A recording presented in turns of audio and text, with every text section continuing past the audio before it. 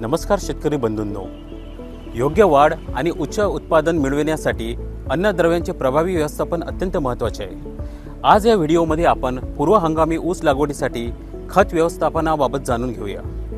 ऊसाची चांगली वाढ तसेच योग्य फुटवा होण्यासाठी पूर्व हंगामी ऊस लागवडीसाठी सर्वसाधारण प्रति हेक्टरी 340 किलो नत्र, 170 किलो स्फुरद व 170 किलो पालाश रासायनिक खते तसेच 25 टन चांगले कुजलेले शेणखत शिफारशीत खत मात्रा द्यावी। शेणखत जमीन तयार करताना द्यावे। शेणखत उपलब्ध नसल्यास हिरवळीचे खत म्हणून ताग, धेंचाचा वापर करावा। पूर्व हंगामी ऊस लागवडीसाठी रासायनिक खत मात्रा खालीलप्रमाणे विभागणी करून द्यावी।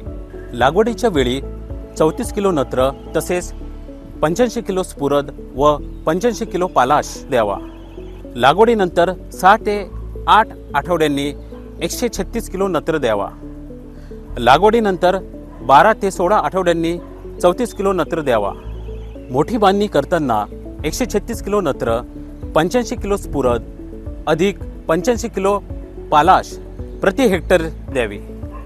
तसेच फुटव्यांची चांगली वाढ होण्याकरिता पिकावर 35 ppm जिब्रेलिक ॲसिड 3.5 ग्राम प्रति 100 लिटर पाण्यात मिसळून 90, 120 आणि 150 दिवसांनी फवारणी करावी। झाडांच्या सुदृढ वाढीसाठी संतुलित पोषण महत्त्वाचे असते।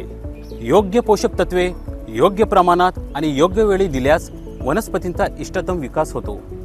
जिओ कृषी ॲप्लिकेशन पिकांच्या वाढीच्या महत्त्वाच्या अवस्थेनुसार पोषक तत्वांच्या संदर्भात वेळेवर अलर्ट देऊन शेतकऱ्यांना मदत करते। खत व्यवस्थापनाविषयी अधिक माहिती मिळविण्याकरिता तुम्ही जिओ कृषी ॲप्लिकेशन डाउनलोड करू शकता आणि खाली दिलेल्या नंबरवर संपर्क साधू शकता। धन्यवाद।